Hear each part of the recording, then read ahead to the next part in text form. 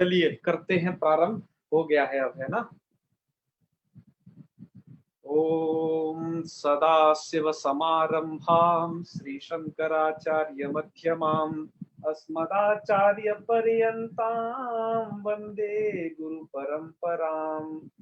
वाक्यकारं वररुचिं भाष्यकारं पतंजलिं पाणिनिं सूत्रकारं च प्रणतोऽस्मि मुनित्रयम्। सर्वेभ्यो नमो नमः। मित्रों, आज हम निपात संज्ञा निमित्तक प्रकृति भाव को पढ़ रहे हैं। निपात संज्ञा होती है, फिर प्रगृह्य संज्ञा और तन्निमित्तक प्रकृति भाव है। इस संधि में हम प्रवेश किए। कल हमने प्रादयः का यह उदाहरण प्रादय पढ़ लिया था। निपात का जनांग में हमने पढ़ा था ई इंद्र और उ उमेशा जी। कल हमें प्रश्न किया था कि ई इंद्र और उ उमेशा इनके क्या अर्थ हैं, तो ये भी आज आपको बताए जाएंगे। यहाँ संबोधन अर्थ के अलावा भी और जो अर्थ हो सकते हैं, है ना, विस्मय इत्यादि अर्थ यहाँ पर है जी, वो आपको भी बताए जाएंगे। और अब एक उसमें पंक्ति आई थी जो आप ई इंद्र और उमेशा की तो सिद्धि आप समझ चुके हैं, अत्यंत सरल है। अब एक पंक्ति आई है आपके ग्रंथ में,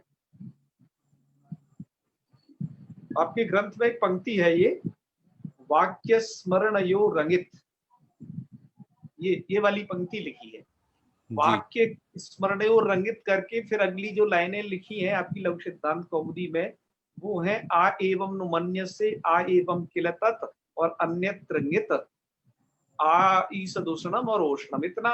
इतनी सारी शब्दावली आपकी लघु सिद्धांत कौमुदी के मूल में लिखी हुई है जी, ठीक है ना जी। अब आपको बताना क्या है, यहाँ पर बताना यह है मित्रों कि आपने ये उदाहरण पढ़ लिए थे जहां पर चादयो सत्वे करके निपात संज्ञा हुई थी और निपात एका जनांग से इनकी प्रक्रिया संज्ञा हुई और प्रकृति भाव हो गया जी। पर यह जो सूत्र था ये आंग को छोड़ करके करता था प्रक्रिया संज्ञा। हाँ। आंग वर्जः एकोच निपात अर्थात एक अच रूप जो निपात आंग को छोड़ करके उसकी क्या होती है, प्रक्रिया संज्ञा होती है जी।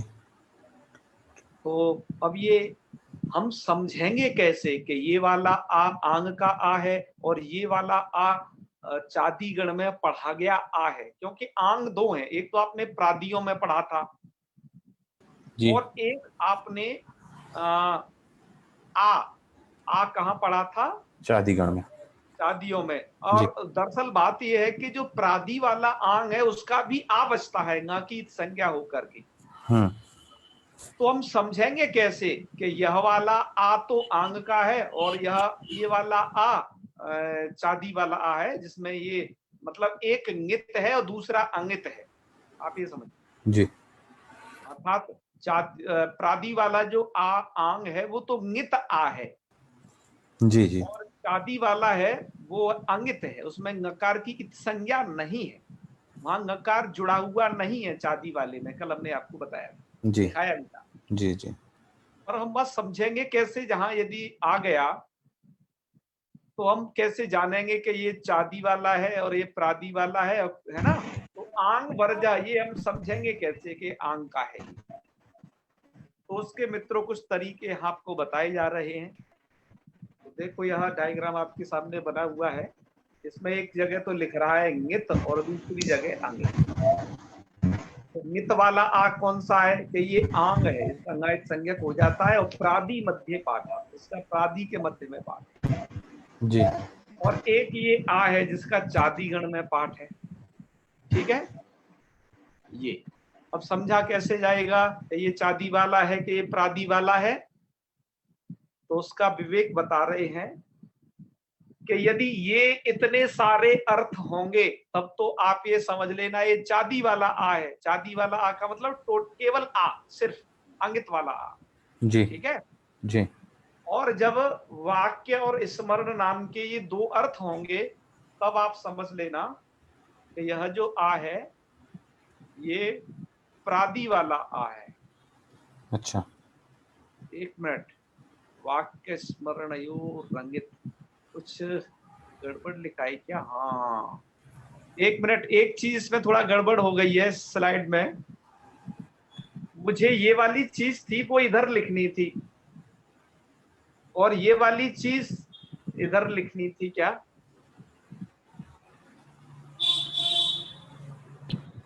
नहीं, ठीक है जी, ठीक है। वाक्य स्मरण योह अंगित, ऐसा नहीं होगा वो? नहीं, वो ठीक अंगित है है, वाक्य स्मरण यो। ये गलत हो गया है थोड़ा सा, आप लोग इसे ठीक करेंगे। उल्टा हो गया गुरी, उल्टा हो गया। हाँ, अब ये थोड़ा आपको क्या करना है, इस स्लाइड में थोड़ा ध्यान देंगे। ये इधर की चीज उधर लिख गई है और कोई बात नहीं। आप इस वाली चीज को तो यहाँ समझिए और इस वाली को यहाँ समझिए, ठीक है? हालांकि कलम एक स्लाइड में इसको ठीक कर देंगे, पर आज ये उल्टा हो गया है। पढ़ाते वक्त हमें दिखा रहे कि गड़बड़ हो गया। खैर कोई बात नहीं, आप केवल इस नीचे वाली जो है ना, नीचे वाले कॉलम, इसकी जगह इसे यहाँ करेंगे और इस वाले कॉलम को यहाँ करेंगे, बस इतना ही अंतर है। तो क्या है, हम कैसे पता करेंगे कि यह चादी वाला आ है कि प्रादि वाला आ है? तो उसका तरीका ये है कि यह जो ये वाला जो आंग है प्रादि वाला आंग इन अर्थों में होता है, अर्थात ईसदर्थे, क्रिया योगे, मर्यादा और अभिविधौ। ये जो चार अर्थ आपको दिखाई दे रहे हैं ना, 1 2 3 4 जी, इतने अर्थ हों तब तो आप समझिएगा कि ये जो है प्रादि वाला आ है। अभी आपको बताते हैं, ठीक है ना? इतने अर्थों में यदि प्रयुक्त हुआ है तो प्रादि वाला आ है। जी, जी। और यदि वाक्य और स्मरण इस अर्थ में प्रयुक्त हुआ है, इन दो अर्थों में, तो आप समझ लेना कि वह जो है चादी वाला आ है, ये वाला जी, ठीक है, जो कि अंगित है, ऐसे समझना आप। तो आइए अब यह देखते हैं क्रमशः है। अब इसमें हम यह देख पा रहे हैं कि आपके वहां पर जो उदाहरण लिखा हुआ है वो सबसे पहला उदाहरण है आ एवं नुमन्य से, और दूसरा उदाहरण है आ एवं किल तत्। अभी औरों पे ध्यान मत देना, आप जहां नंबरिंग डली हुई है उस नंबरिंग का हम प्रयोजन बाद में बताएंगे, ठीक है ना जी। अभी आपको ये बता रहे हैं कि कहां पर ये होता है। तो आपके जो मूल उदाहरण है आ एवं नुमन्य से और आ एवं किल तत्, ठीक है जी। अच्छा, और वहां पर क्या लिखा है, वाक्य स्मरणयो हो अंगित, अर्थात वाक्य स्मरण, वाक्य अर्थ में और स्मरण अर्थ में ये अंगित होता है जी। अंगित होता है का मतलब चादी वाला आ होता है वाक्य और स्मरण अर्थ में। जी, वाक्य जी, स्मरणयो अंगित, अंगित का मतलब ये अंगित जो लिखा है मतलब उसे चादी वाला आ समझना है जी। अच्छा, और हमारे चादी वाले आ की ही ये प्रक्रिया संज्ञा करेगा निपाते का जनांग। क्यों? ये खुद कह रहा है आंग वर्ज, मतलब ये अंगित अर्थात जो नित नहीं है उस वाले आ की प्रक्रिया संज्ञा करेगा। बात आ गई समझ में? जी। अच्छा, अब देखिए आ एवं नुमन्य से और आ एवं किल तत्, ये जो दो उदाहरण है मित्रों, यहां पर जो आपका जो आ है ये आ चादी वाला आ है। कौन सा वाला आ है ये? चादी वाला आ है। क्यों? क्योंकि जो पहला वाला आ है वो तो वाक्य अर्थ में यूज हुआ है, यहां पर प्रयोग हुआ है उसका, और ये दूसरा वाला आ है ये जो है स्मरण अर्थ में प्रयुक्त हुआ है, ठीक है ना? तो ये कौन सा वाला आ है? वाक्य स्मरण अर्थ में होने से अंगित वाला, अंगित मतलब चादी वाला आ, ठीक है जी। हाँ, आप इधर के मैटर को इधर समझेंगे, वाक्य स्मरण और अंगित को यहाँ समझेंगे, ये बात ध्यान रखना सदा। आज के लिए थोड़ा ये उल्टी बन गई, थोड़ा सा नीचे बस एक सीक्वेंस है ना। जी जी जी। तो इसका मतलब ये निकला कि वाक्य अर्थ में तो ये वाला आ है, स्मरण अर्थ में यहाँ पर आ है, तो ये दोनों आ कैसे हैं? अंगित। अंगित का मतलब ये वाले, अर्थात चादी वाला आ है। तो चादी वाले आ की ही निपात एका जनांग क्या करता है? प्रक्रिया संज्ञा। चादी वाले निपात की प्रक्रिया संज्ञा करता है। तो मित्रों यहाँ क्या हुआ, दोनों जगह पर कि निपात एका जनांग से प्रक्रिया संज्ञा हो गई है ना जी। प्रक्रिया संज्ञा हो जाने से क्या हुआ कि यहाँ पर आ एवं के पास प्लस का चिन्ह लगा लेना बीच में, यहाँ और यहाँ पे भी बीच में आ एवं किलतत, यहाँ पर वृद्धि संधि प्राप्त थी, वो वृद्धि संधि नहीं होगी। जब प्रक्रिया संज्ञा हो जाएगी तो उसे प्रकृति भाव हो जाएगा जी। पर हम समझेंगे कैसे के वाला वाक्य अर्थ में और ये वाला स्मरण अर्थ में। तो सीधी सी बात यह है कि यह देखो वाक्य प्रयोग है आएवं मन्य से, क्या तुम ऐसा मानते हो, उससे वाक्य प्रयोग किया गया। तो वह उसे उत्तर क्या दे रहा है, आ एवं किलतत, यह उत्तर दिया। तो वो कह रहा है हाँ ऐसा था, मतलब वो एक के पूछना चाह रहा है क्या तुम ऐसा मानते हो कि तुम वहां पे गए थे, मतलब ऐसा कुछ है, वो उसको किसी चीज के बारे में बोल रहा है, ठीक है, आएवं मन्य से क्या तुम ऐसा मानते हो, तो उसको वो स्मरण करके कह रहा है क्या, आएवं किलतत, हाँ ऐसा था, ठीक है जी। हाँ ऐसा था। तो यह जो है पहला वाला जो है यह आंग, ये तो वाक्य में प्रयुक्त हुआ है, और दूसरा स्मरण दूसरा स्मरण अर्थ में प्रयुक्त हुआ है ये वाला आ। इसलिए क्या हो जाएगा यहाँ पर, निपात एका जनांग सूत्र द्वारा इस वाले आंग की, तो क्योंकि जो वाक्य और स्मरण अर्थ में होता है वो कौन सा वाला आ होता है, चादी वाला आ, मतलब अंगित आ होता है। तो इसलिए इसकी प्रक्रिया संज्ञा हो गई, और प्रक्रिया संज्ञा हो जाने के बाद इसे क्या हो गया, प्रकृति भाव हो गया, ठीक है। तो यहाँ पर जो वृद्धि संधि होनी थी वो नहीं हुई, ठीक है। चलो यहाँ पर आपने ये समझ लिया। फिर कहा अन्यत्र ङित, अन्यत्र ङित का मतलब है कि इन अर्थों के अलावा, ये जो वाक्य और स्मरण अर्थ हैं, इन अर्थों के अलावा जो आपका वाक्य और स्मरण अर्थ के अलावा जो आपका आ है उसे ङित समझना चाहिए।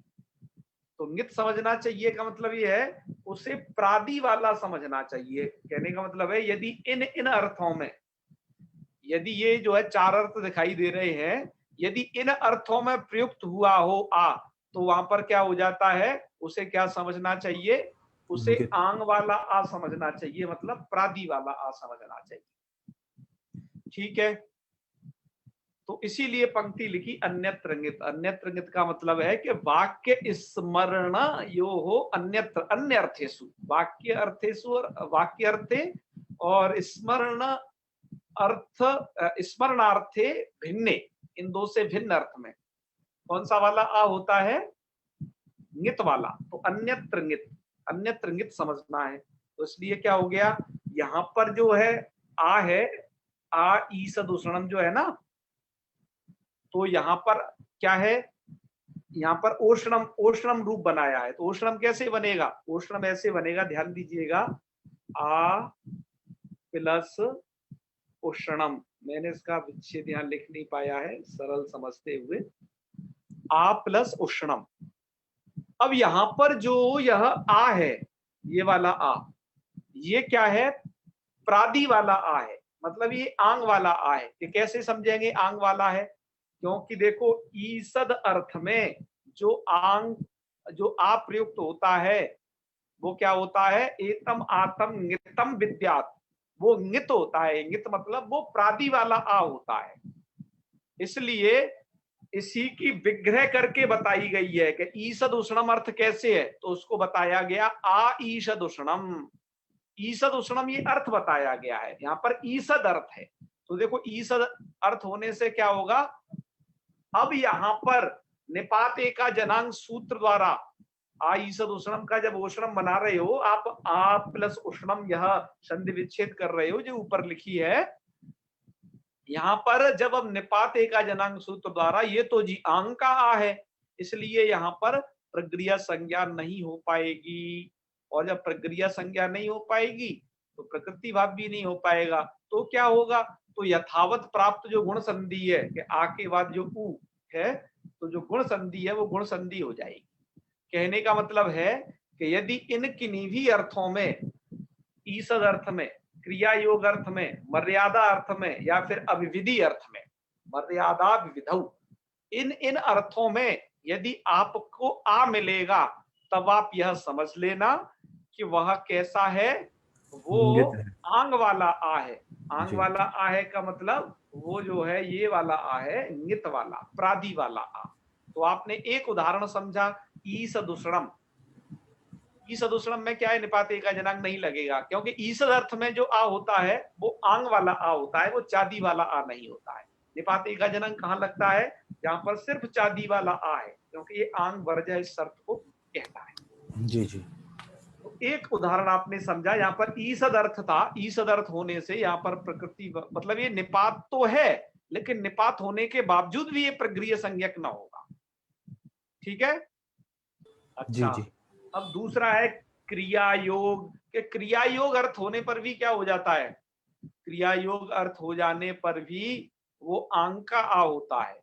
जैसे क्रिया का योग कहाँ है, अब ये सेकंड नंबर क्रिया योग पे लिखा हुआ है 2, तो 2 वाला ये उदाहरण देखिए, ये वाला 2। ठीक है, तो यहाँ पर क्या है, आ प्लस ई ही, तो मित्रों ये ई ही धातु है, आपको सिवेई में पढ़ाए थे, तो ये ई ही धातु है और ये इधर आ लगा हुआ है। ठीक है ना, ये आंग का आ है, क्यों, ये धातु से पहले यूज है, ये क्रिया का योग है, क्रिया आपकी हो गई ई ही है ना, इण गतौ धातु है, वो क्रिया है, और ये आंग का योग हो गया। तो यहाँ पर क्रिया योग है, तो क्रिया योग होने पर क्या होता है, क्रिया योग होने पर वो जो होता है वो प्रादि वाला होता है आ।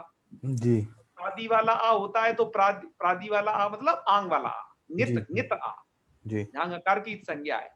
तो उसकी यह सूत्र निपात एका जनन क्या नहीं करता है, प्रगृह्य संज्ञा नहीं करता है। तो प्रगृह्य संज्ञा नहीं करता है तो प्रकृति भाव भी नहीं होगा। तो आ प्लस ई ही, यहाँ पर आपने फिर क्या कर लिया, गुण कर लेना, तो बराबर ए ही, ये रूप बन के तैयार हो जाए। ठीक है जी जी। हाँ हाँ हाँ। और फिर और देखिए आगे, ये दूसरा हो गया, ई सदर्थे को आपने समझ लिया, उसका ये उदाहरण था क्रिया योग्य का, ये उदाहरण समझ लिया। अब तीसरे नंबर का देखिए, मर्यादा। मर्यादा और अभिविधि का उदाहरण एक है। मर्यादा किसे कहते हैं और अभिविधि किसे कहते हैं, ये आप समझिए। कि मर्यादा होता है कि जैसे हमने एक वाक्य यहाँ पर 3 और 4 का आप देख रहे हैं, एक ही उदाहरण है, क्योंकि मर्यादा विधि में वो थोड़ा सा डिफरेंट होता है। ठीक है, जैसे मैं कहूं कि भोपाल तक वृष्टि हुई।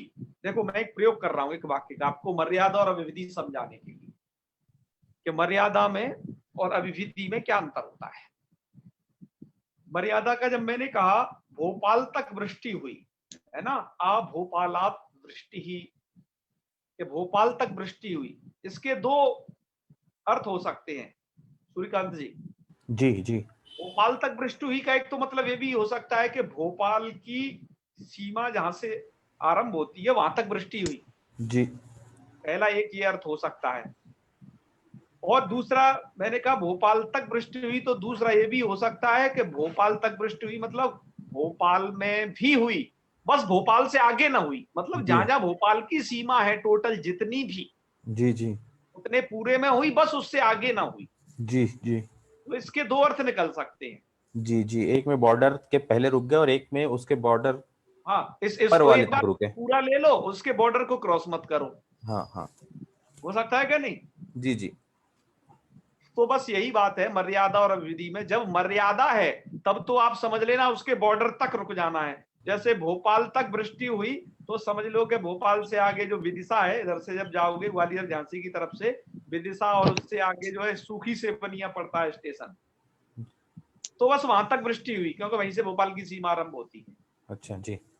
और जब ये तो मर्यादा अर्थ है। अभिविधि का मतलब पूरे भोपाल में हुई, है ना, भोपाल में हुई मतलब उधर सेकंड उस पार चले जाओ, मतलब अब्दुल्लागंज तक पूरा जी, उतने पूरे एरिया में हुई, बस उससे आगे ना हुई, मतलब होशंगाबाद की साइड में नहीं हुई। जी जी ठीक है जी। तो ये मर्यादा और विविधि के उदाहरण है। तो यहाँ पर भी क्या है, आंग जो ये आंग है ये दो अर्थों में होता है, मतलब ये मर्यादा और विविधि अर्थ है, तब वो समझ लेना कि वो आंग का ही आ है जी, क्योंकि वो वाला जो आ होता है वो इन अर्थों में प्रयुक्त नहीं होता, वो तो दो ही अर्थ में प्रयुक्त होता है, वाक्य और स्मरण अर्थ में, जो चादी जी, वाला है। जी, ठीक है, तो अब देखिए मर्यादा और विधि का उदाहरण है जी, आ अलवरात। तो आ अलवरात यहाँ पर आंग का आ है ये, ठीक है ना। जी, अब इन दोनों में क्या हो गया, आ अलवरात में सवर्ण दीर्घ हो गया, क्यों? जी, जी, सवर्ण दीर्घ करो या फिर ये आंग का आ है, सवर्ण दीर्घ ही कर दो, है ना। जी, जी, सवर्ण दीर्घ ही हो पाएगा, तो यहाँ पर क्या बन जाएगा, आलवरात बन जाएगा। जी, यदि देखो, यदि यह होता ना, आलवरात का मतलब हुआ है अलवर तक वृष्टि हुई, यहाँ पर भी मर्यादा भी अर्थ हो सकता है, विविधि अर्थ हो सकता है। जी, अलवर है ना राजस्थान में, जी, जी, जी, तो आलवरात वृष्टि मतलब अलवर की सीमा तक हुई। ये तो अब ये तो मर्यादा अर्थ है, और अलवर में भी हुई, बस उससे आगे की सीमा नहीं क्रॉस की, ये यहाँ पर अविविधि अर्थ हो जाएगा। तो यहाँ पर क्या था, सवर्ण दीर्घ हो गया। हालांकि यदि यदि यहाँ का आ जो है, यदि ये चादी वाला आ मान लिया जाता तो यहाँ पर भी प्रकृति भाव वगैरह हो सकता था, जी, पर ये मर्यादा और विविधि अर्थ में अर्थ जो होता है वो चादी वाले आ का होता ही नहीं है, वो जी, किसका होता है, प्रादी प्रादी वाले वाले का। आ का अर्थ होता है मर्यादा और विविधि अर्थ। जी, तो इसलिए यहाँ पर क्या हो जाएगा, निपात एका जनांग सूत्र के द्वारा इसकी प्रक्रिया संज्ञा नहीं होगी, तो जब प्रक्रिया संज्ञा नहीं होगी तो इसे प्रकृति भाव भी नहीं होगा, तो सवर्ण दीर्घ होकर के आप प्लस अलवरात, आलवरात वृष्टो मेघा, अर्थात मेघ जो है आलवरात वृष्टा। आलवरात वृष्टा मतलब दो अर्थ हो सकते हैं, मर्यादा भी अर्थ हो सकता है और विधि, जी, अलवर तक बरसे और अलवर में भी बरसे। जी, ठीक है, जी, तो ये आपके टोटल सभी उदाहरण थे, 5 और 6 ये तो आपने देख ही लिए हैं इधर, ये तो पहले देने पड़े थे, है ना। जी, तो समझ में आई ये बातें। जी, हाँ, तो बस आप लोग क्या करना, इस वाले को इधर पढ़ना और इस वाले को इधर पढ़ना, बस सब ठीक है, केवल ये नीचे वाला लाइन है ना।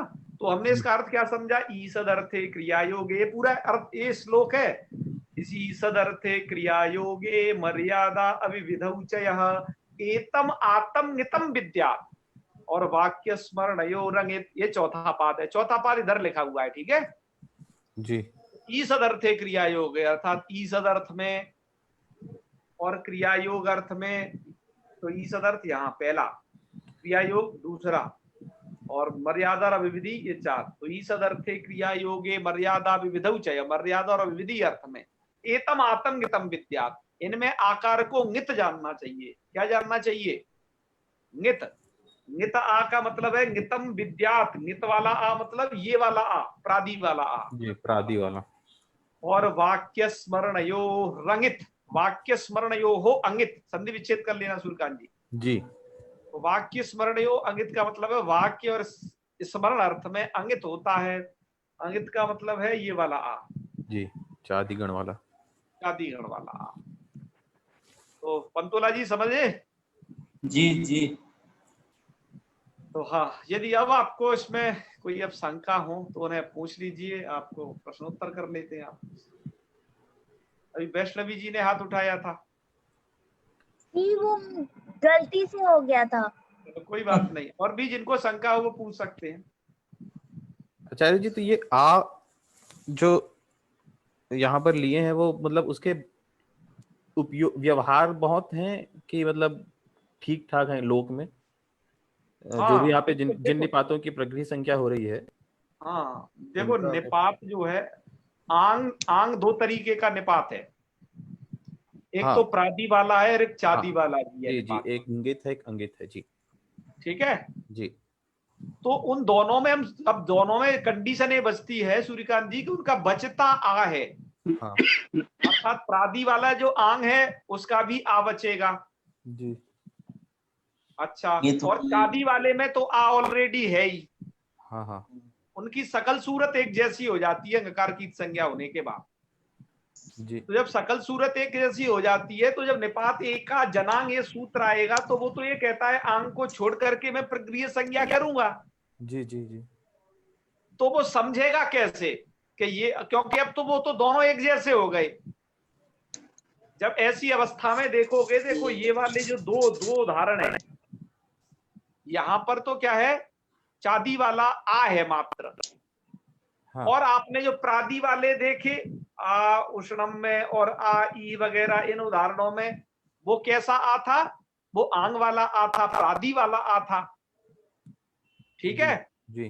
तो ये सूत्र समझेगा कैसे कि ये वाला आंग वाला आ है और ये वाला आंग वाला आ नहीं है, मतलब ये चादी वाला आ है, केवल शुद्ध आ। ठीक है जी जी। तो इसके लिए एक व्यवस्था बनाई भाष्यकार ने, ये भाष्य की वार्तिक है। अच्छा, ये श्लोक है, श्लोक वार्तिक ये भाष्यकार का है। तो उन्होंने ये प्रक्रिया बनाई कि ईसदर्थे क्रिया योगे मर्यादा विविधौच ये तमातम गीतम विद्यात वाक्य स्मरण अंगित, श्लोक बनाया पूरा। जी। तो इसमें 3 पादों में तो नित के बारे में जानकारी दी है कि ईसद अर्थ में, क्रिया योग अर्थ में, मर्यादा और विविधि अर्थ में यदि आप प्रयुक्त हुआ है तो वो नितम विद्यात, उसे नित जानो, तो मतलब वो ये वाला जानो। और कहा, और चौथे लास्ट लाइन में कहा वाक्य स्मरण योग अंगित, तो वाक्य और स्मरण अर्थ में प्रयुक्त हुआ है यदि, तो आप समझ लेना वो चाती वाला है, अंगित वाला। जी जी समझ गए? जी जी, 2 ही अर्थ होंगे तो ही उसका प्रक्रिया संज्ञा होगा, इसका कहने का अर्थ यही। अब ये 1 मिनट श्याम सुंदर जी आपका प्रश्न लेंगे, एक चीज को और कर लें पहले। इसमें अभी कुछ वो, इसके कुछ और उदाहरण भी देख लो आप, मैं आपको और कुछ उदाहरण प्रदर्शित कर दूं, तब हम आपके प्रश्नों को लेते हैं, और जिससे कि पूरी बात एक साथ समाप्त हो जाएगी। तो कौन सा वाला है, ये वाला है क्या? हाँ यही है।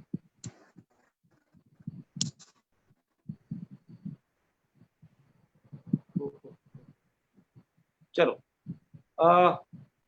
अच्छा, आज आपको जो बताना था ई इंद्र और ऊ मेषा में, तो ई आप देख रहे होगे यहाँ पर लिखा हुआ है ई इति विस्मयार्थ का, ई विस्मय अर्थ वाला है, ठीक है, और ऊ वितर्क अर्थ वाला है।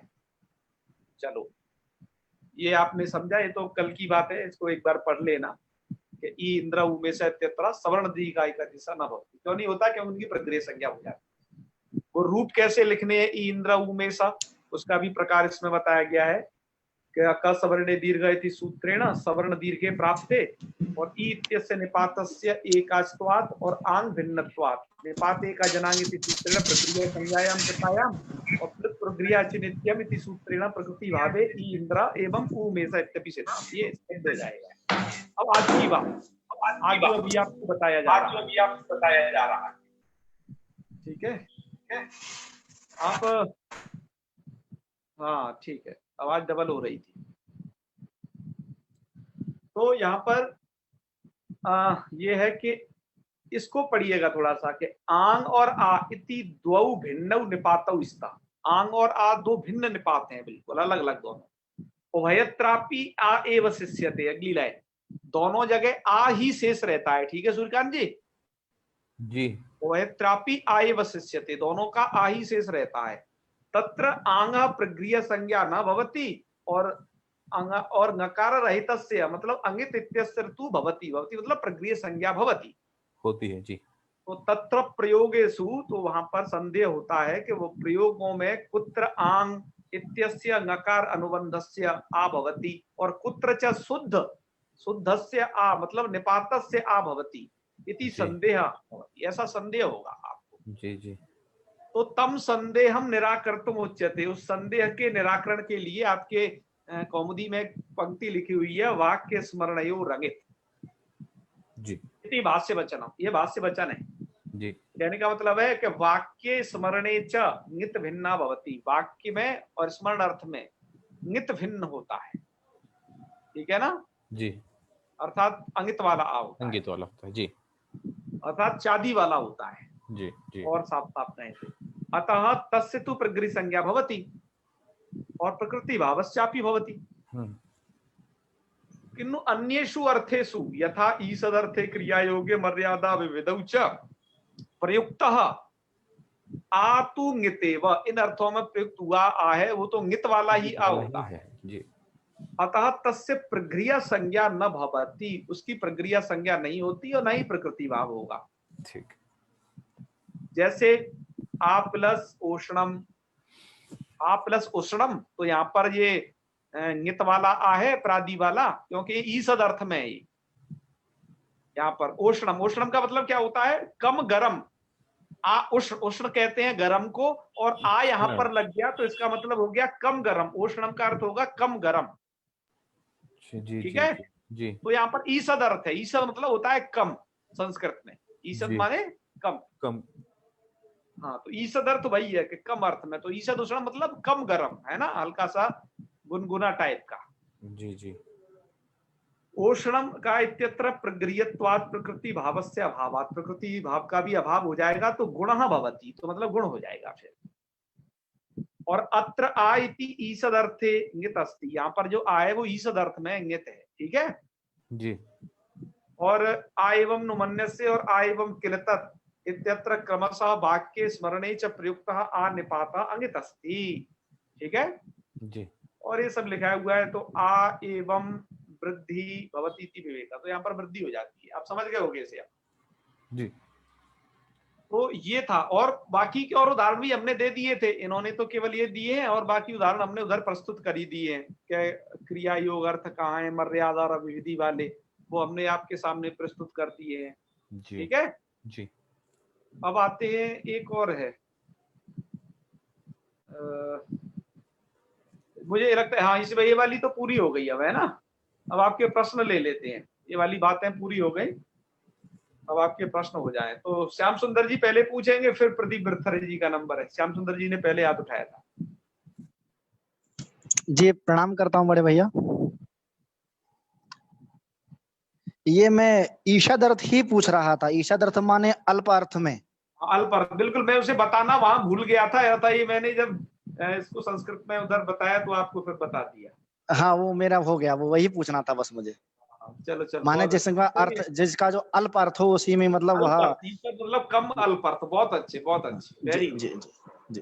प्रदीप जी। गुरु मैं ये कह रहा हूँ कि इनको गित अंगित क्यों कहते हैं? जब इधर कह दिया कि चादी के हैं और प्रादी के हैं ये, ठीक है, और इनको आ भी कह दिया, आंग भी कह दिया, तो गित अंगित का क्या हुआ फिर इसका? गित अंगित का ये है ना कि दोनों का बचता आ है, दोनों का क्या बचेगा? आ बचेगा, क्योंकि आंग वाला भी आ बचेगा, ये वाला भी आ बचेगा। अब बात ये हुई कि हमने ये तो तुम्हें समझा दिया चादी प्रादी करके, लेकिन जो आपका सूत्र है निपात एका जनांग, निपात एका जनांग में अनांग शब्द आया है। क्या शब्द आया है? अनांग। अनांग का मतलब होता है आंग वर्जह, आंग को छोड़ करके। आंग को छोड़ करके मतलब यह है, जब आंग को छोड़ने का, हाँ, अंगाकार की संज्ञा हुई से इंगित कहेंगे। अब आंग को छोड़ने का यह मतलब है कि वो जो आंग को छोड़ना है पहचाना कैसे जाएगा, क्योंकि दोनों का बचेगा आ जी, दोनों एक से होगा इसमें। क्योंकि जब आप रूप बनाते हो ना तो वहां पर दोनों का आ बचता है, नकार का तो पहले ही लोप हो जाता है जी। उसी को, जिसे हम आपको बता रहे हैं कि ये प्रादी और ये चादी है। पाणिनि जी उसे सूत्र में कैसे बता रहे हैं? अंगित और इंगित करके बता रहे हैं जी। क्या बताया उन्होंने? गित अंगित और अंगित करके बता रहे हैं। तो आप उसे तो चाहे इंगित अंगित समझ लो या चादी प्रादी समझ लो। इंगित अंगित की बात इसलिए उठाई क्योंकि वो सूत्रकार ने वैसा कहा है। ठीक है ना? आपकी आवाज नहीं आ रही, माइक बंद हो गया द्वारा। मैं ये कह रहा हूँ अंगित आकार की प्रकृति की संज्ञा होती है और गित की नहीं होगी। गित की नहीं होती क्या? गित की नहीं होगी, इसलिए आपने देखा होगा ईसद उष्णम में ओष्णम बना, गुण हो गया। अच्छा, और आ प्लस ई ही ए ही बन गया, गुण हो गया। आ प्लस अलवरात, यहाँ मर्यादा और अभिविधि अर्थ है तो आलवरात रूप बन गया। आपने भी देखा होगा स्लाइड में हमने जो जी, वो तो देख लिया जी। तो इसमें अंगित की ही मानी जाएगी प्रकृति संज्ञा। बिल्कुल, अंगित की मतलब चादी वाले आ मात्र की प्रक्रिया संज्ञा होगी, उसे प्रकृति भाव भी होगा। वो पहचाना कैसे जाएगा कि वाक्य और वाक्य स्मरण जहां होंगे ये दो अर्थ, वहां पर ही क्या होगा? उसकी प्रक्रिया संज्ञा हो जाएगी और प्रकृति भाव भी हो जाएगा। जैसे आ एवं नुमन्य से और आ एवं किल तत्व में हो गई। गुरु लघु सिद्धांत में दिया है कि ये 6 प्रकार के होते, तो कौन होते वो 6 प्रकार के गित अंगित? मतलब यह 6 प्रकार के नहीं, मतलब आंग 4 अर्थों में तो आंग आंग समझना, और 2 अर्थ बचे, उन 2 अर्थों में आ का प्रयोग समझना, मतलब चांदी वाले का। जी अच्छा, ठीक गुरुजी, धन्यवाद। टोटल ऐसे 6 हैं, वो पर हैं अलग अलग। चांदी वाले के वो आपने उदाहरणों में बताया ना, जो उदाहरण देके बताया वही 6 उदाहरण। कोई 6 तरीके आपको जो बताए, पर वो अलग अलग हैं। हाँ, 2 उसके होंगे गित के और अंगित के 4। 1 2 3 4 वो तो जो है गित वाले हैं, और अंगित वाले हैं 5 और 6 उसमें। ठीक है जी गुरुजी, ठीक, चलिए धन्यवाद। चलो, और हो गए इससे संबंधित प्रश्न। तो एक चीज और बता देते हैं अब लास्ट में आपको। आज हमें एक सूत्र और पढ़ना है, ये वाला।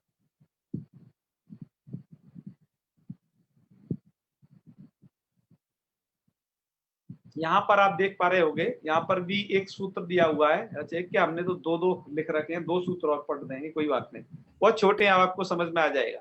एक सूत्र है, उसके बाद ओत सूत्र है ना, छोटा सा हल्का सा जी। सूत्र का यह अर्थ है कि ओदंतो निपातः प्रगृह्य स्यात्।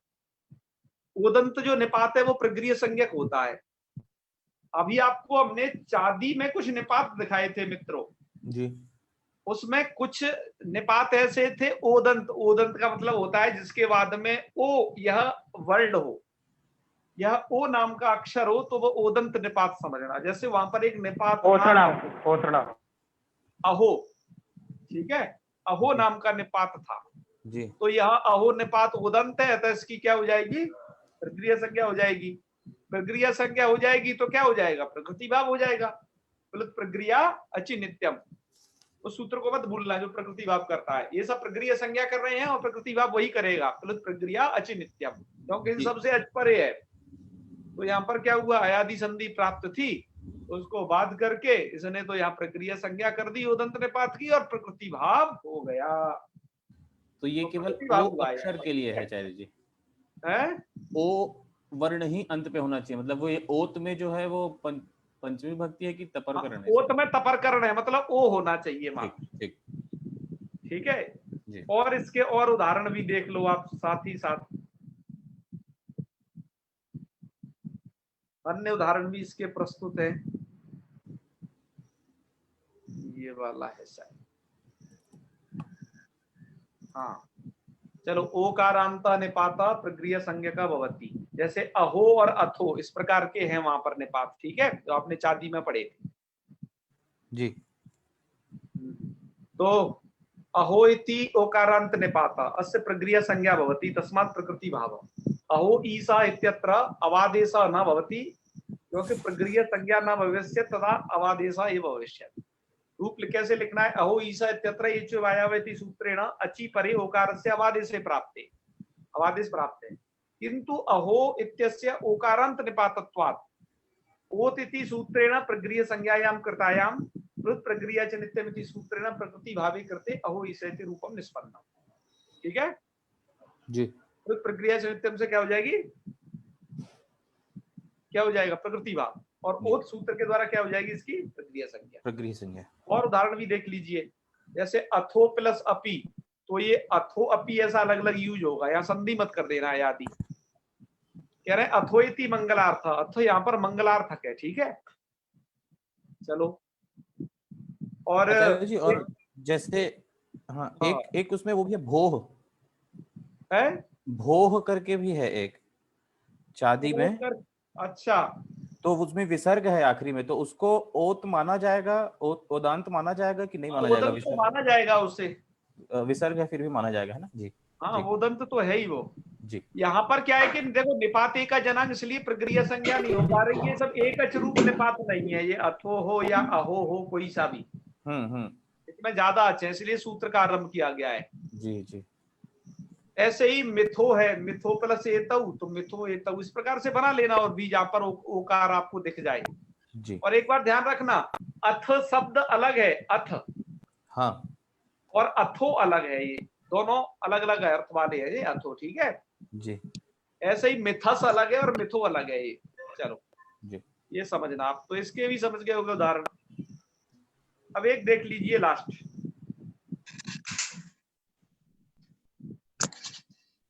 लास्ट में यह सूत्र पढ़ना है, संबुद्धौ साकल्यस्येता वनार्थ से।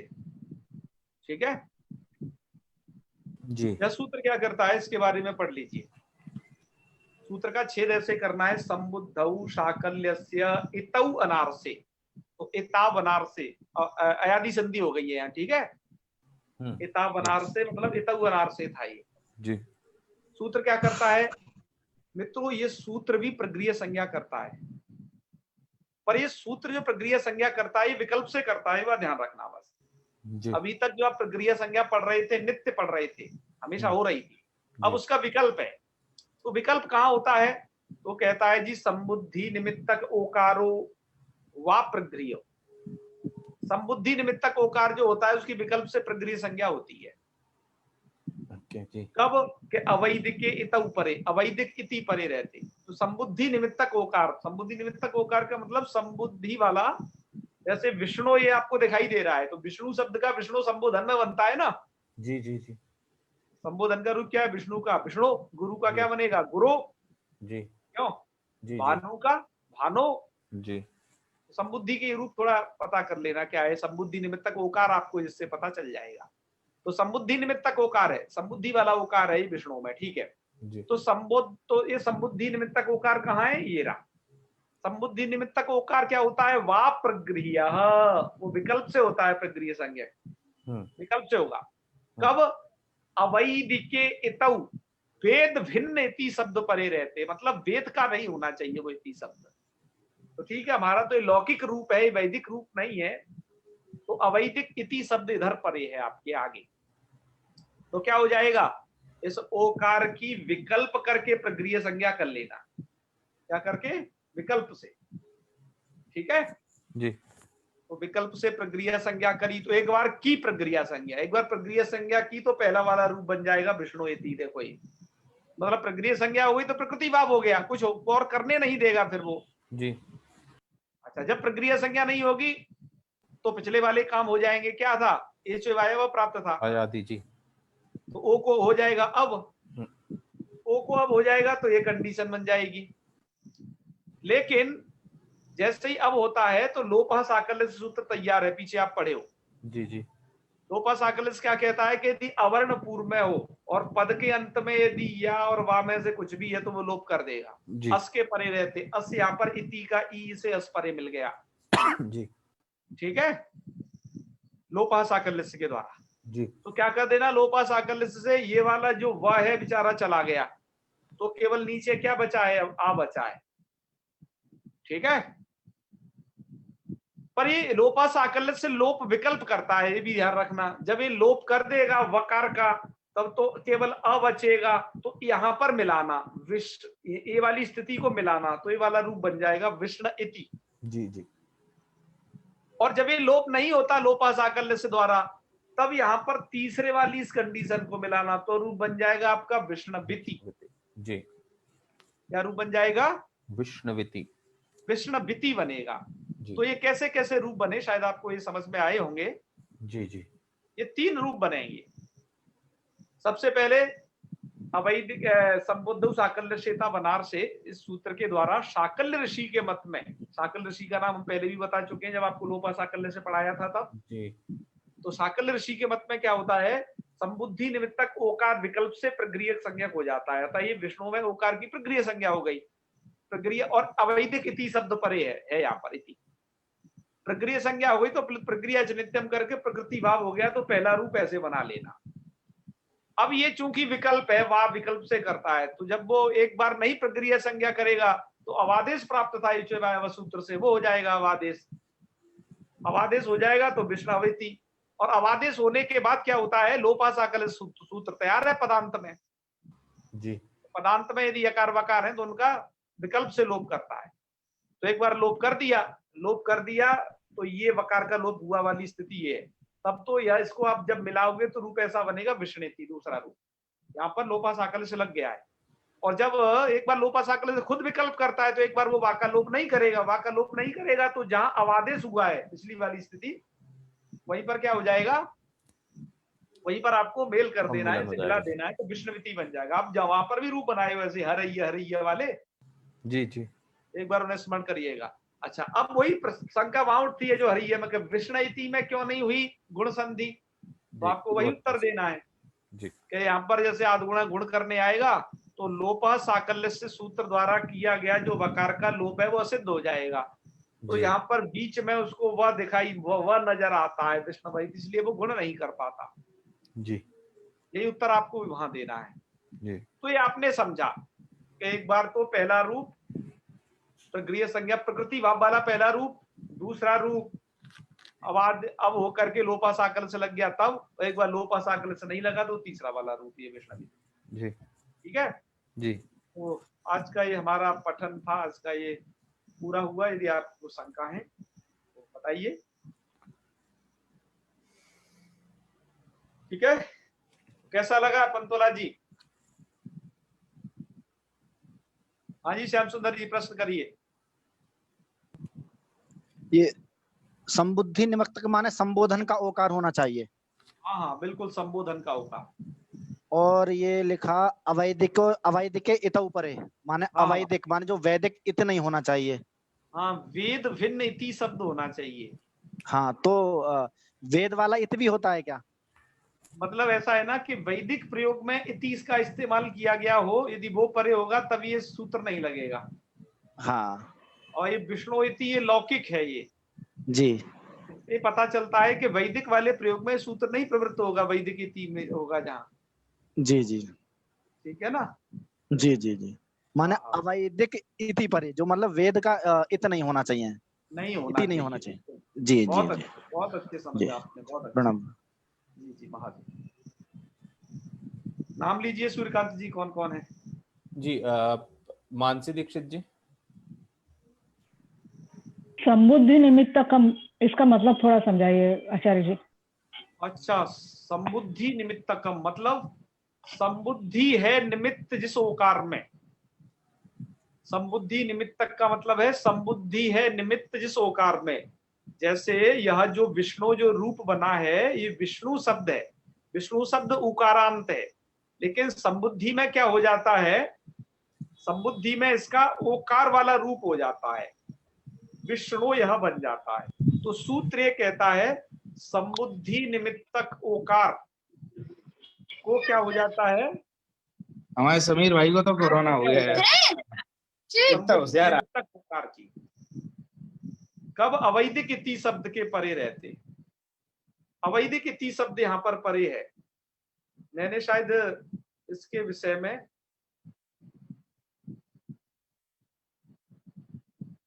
ये आपको दिखा नहीं पाई है, मुझे दरअसल इसको भी दिखाना था आपको। ये और देख लीजिए एक बार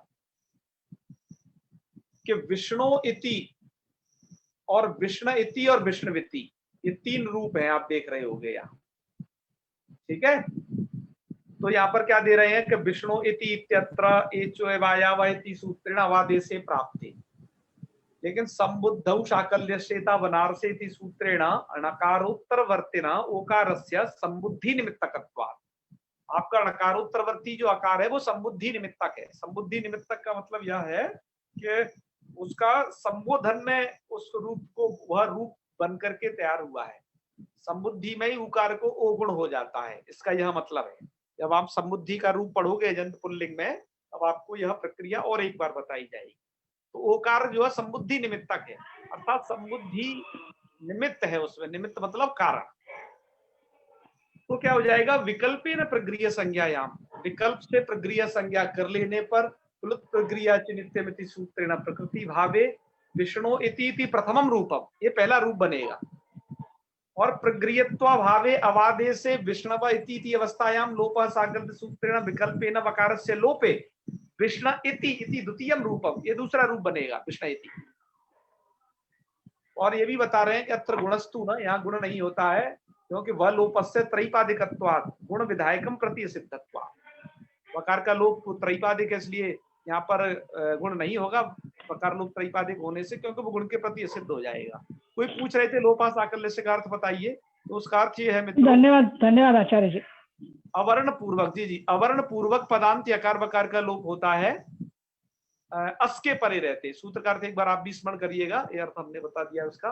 व लोपा भावेतु, जब वकार का लोप नहीं होगा तो विष्णविति, ऐसा तृतीयम रूपम सिद्धम, ये तीसरा रूप बन जाएगा। और इसके देखिए उदाहरण, जहां संबोधन में संबुद्धि निमित्तक ओकार जहां जहां मिला है, जैसे भानु का ये मिला है, भानु शब्द है, तो इसका 3 रूप बनेंगे, भानोइति, भानइति और भानविति। इसी प्रकार से संभोइति, संभइति, संभविति, यहाँ पर 3 रूप आपने देखे। ऐसे ही गुरोइति, गुरइति, गुरविति, मनोइति, मनइति, मनविति। समझे ना जी? तो ये अन्य उदाहरण भी शायद आपने देख लिए होंगे, ये आपको दिखाना बाकी रह गया था, आपको बता दिया। हाँ, और प्रश्न हो आपके, बताइए जी। प्रदीप बिरथरे जी। ये कह रहा है जैसे विष्णु आव बना है, हेलो ये विष्णु आव बना जो, तो इसमें दूसरे वाले मोबाइल है ना, उसको आप वो कर दो, जिनका खुला हुआ हो उसे वो कर दीजिए। नहीं, उन्हीं का है, मेरा ही है गुरुजी। तो साकल्य ऋषि के उसमें हुआ कि लोपा साकल्य से गुरुजी, तो उसमें अस परे होना चाहिए, तो अस के पूरे वर्ण कौन कौन से होना चाहिए? ई ही परे हो कि सारे वर्ण कोई भी आ जाए तब वा का लोप होगा गुरुजी? तुम्हें क्या लगता है सभी वर्ण? तो अस कहीं टोटल वर्ण पद मिल सकते हैं क्या? अभी तक जहां अच परे रहते कहते थे, तो क्या टोटल अच वर्ण परे वहां पर होते थे क्या? कोई सा भी अस हो, ये कह रहा मैं गुरुजी। सा भी एक होना चाहिए, बस इतना ही है। और इसमें गुरुजी एता बनारसे का मतलब क्या हुआ? अरे इतऊ अनारसे, बनारसे नहीं है, पदच्छेद सूत्र का देखा था जब किया था। आर्स, आर्स मतलब वैदिक, अनार्स मतलब अवैदिक। सूत्र का छेद आपको इसीलिए करके बताया कि आप भ्रमित ना हो। ठीक है, ओके। बनारसे का मतलब बनारस नहीं है, ठीक है, अयादि संधि है। इतऊ प्लस अनारसे बताया भी था, अयादि संधि हो गई है। जी गुरु, ठीक। और कोई प्रश्न? जी, पुरुषोत्तम शर्मा जी। जी नमो नमः। नमो नमः। ये पूछना मेरा यहाँ है कि अवैधिक इत कैसे समझेंगे और वैदिक इत कैसे समझेंगे, कि क्या है यहाँ पे आपको वैदिक पहले इत बताना है पड़ेगा, और कहाँ पे वैदिक इत का उदाहरण और बता देंगे, है ना। आज हम उसे लिख नहीं पाए हैं यहाँ पर, आपको कल बता देते हैं कि आप उनमें दोनों में फर्क समझ जाओगे। उसका थोड़ा विशेष उदाहरण, आप ऐसी जगह रहते हैं, आपकी आवाज हमें क्लियर सुनाई नहीं देती। अवैधिक और वैदिक का थोड़ा विशेष व्याख्यान दो। अवैधिक तो आपको समझ में आ गया होगा, वैदिक आपको लॉ समझा देंगे, ठीक है। चलो, तो अब समय हो गया है, कोई और बच्चे एक जल्दी से एक प्रश्न पूछ लें, फिर राजेश कुमार मिश्रा जी। गुरुजी, जब एक संधि हो ही जाती है तो ये व्याकरण में विकल्प क्यों रखा गया है? ये सूत्र जो है कभी कभी माथा खराब हो जाता है। बहुत अच्छा प्रश्न, वेरी गुड राजेश जी, बहुत अच्छे। विकल्प इसलिए होता है मित्र कि एक ऋषि के को तो कुछ अभिमत होता है और दूसरे ऋषि को कुछ अभिमत होता है। पाणिनि जी को क्या होता है कि उनका भी पक्ष मान्य रखना है, अतः उनका मत दे देते हैं। जैसे लोभा साकल्य से विकल्प है, आपने आज जो सूत्र पढ़ा ये विकल्प है, तो मतलब उन ऋषि के मत में तो एक कार्य होता है, पाणिनि के मत में नहीं होता है। इसलिए दो अलग अलग रूप दिखाई देते हैं, क्योंकि दोनों प्रकार के रूप शास्त्र और काव्यकारों ने, नाटककारों ने सब प्रयोग किए। लोक में दोनों प्रकार के रूपों की सत्ता है, अतः पाणिनि जी उनका मत दे करके अपना भी मत प्रस्तुत कर देते हैं कि भैया ये भी रूप देखा जाता है। वो दोनों मत उन्हीं को सम्मत है। बात आई समझ में? ठीक ठीक ठीक। दोनों प्रकार के रूपों की सत्ता है लोक में, इसीलिए वो विकल्प रखना पड़ता है। ठीक है, मतलब विष्णु इति भी मिलता है, विष्णुविति भी मिलता है और विष्णु इति भी मिलता है। जी जी। तो ये सब तमाम तीनों रूप प्रयुक्त होते हैं, ठीक है जी जी। चलिए, बहुत अच्छे बहुत अच्छे। तो समापन करें जी। चलिए तो फिर मित्रों है, ओम सर्वे भवन्तु सुखिनः, सर्वे सन्तु निरामयाः, सर्वे भद्राणि पश्यन्तु, मा कश्चित् दुःखभाग् भवेत्। ओम शांति शांति शांति। सर्वेभ्यो नमो नमः। शुभ रात्रि। बोला नमो नमः गुरुजी, नमो नमः।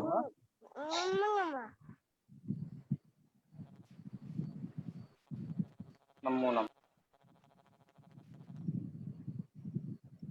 गुरु जी आप दीर्घायु हो